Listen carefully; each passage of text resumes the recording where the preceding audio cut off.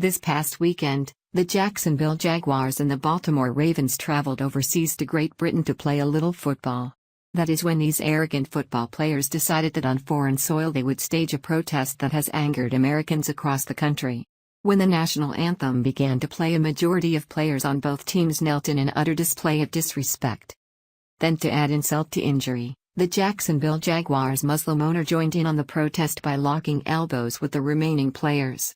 After the national anthem finished playing, those disrespectful millionaires stood at attention for the next song that played, that is all Americans shaking their heads.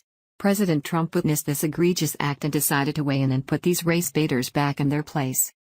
Over the last year, NFL players have been taking a knee during the national anthem to protest racial oppression in America. Week after week, these players complain about systematic racism in a country that affords them the ability to make millions for catching a ball and run down a field. At any rate, the protests have only grown, and over the weekend those players took it to an all-time low. When the Jacksonville Jaguars and the Baltimore Ravens traveled overseas to play in London, a large chunk of players on both teams knelt during the national anthem. Then, when Britain's anthem, God Save the Queen, began to play, the players all stood at attention. Yeah, you just can't make this stuff up, and this proves the lack of intelligence these players really have. The supposed reason for these oppressed NFL players kneeling during the national anthem is to bring awareness to racism in our country.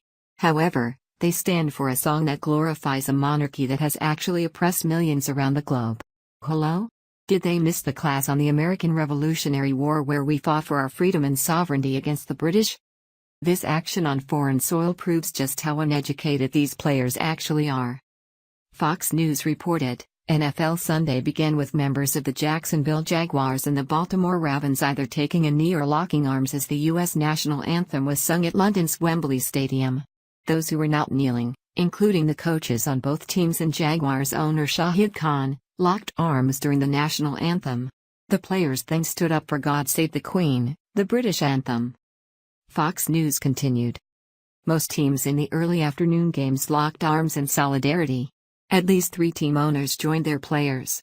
Several New Orleans Saints players sat during the national anthem.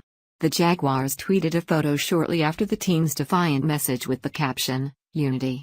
Ravens owner Steve Bisciotti released a statement posted on Twitter after the incident, saying, "We recognize our players' influence.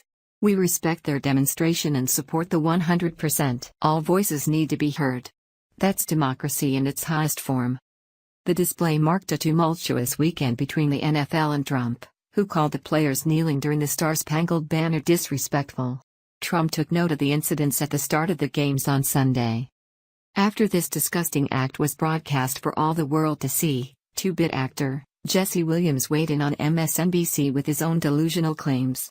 Williams claims that NFL players only started participating recently and standing for the national anthem as a ploy to recruit people into the military. Here is more from Daily Mail.